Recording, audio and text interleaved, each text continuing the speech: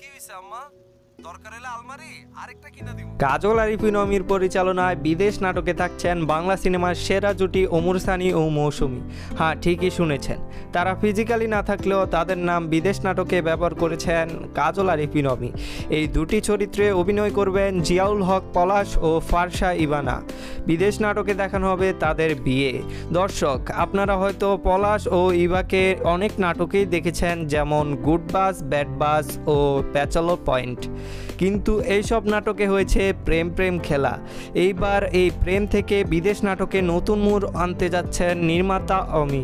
তাছাড়াও এই বিদেশ নাটকে আরেকটি কাপলকে দেখা যাবে, তারা হলেন শিমুল ও লামিয়া। এই নাটকের কিছু ছবি দেখে ধারণা করা যাচ্ছে শিমুল দালালদের মধ্যে একজন থাকবেন। শিমুলের ধোঁকাবাজিতে সব হারিয়ে নিঃস্ব হবেন পাবেল, পলাশ ও সাব্বির। এই নাটকে সারাপ আহমেদ জীবন দালালদের প্রধান চরিত্রে অভিনয় করবেন। তিনি মানুষদের ঠকিয়ে অবৈধ পথে বিদেশে পাঠাবেন। বন্ধুরা, আজ এই পর্যন্তই। যদি আপনারা বিদেশ নাটক সম্পর্কে বিস্তারিত জানতে চান তাহলে অবশ্যই আই বাটনে ক্লিক করে ভিডিওটি দেখে আসুন।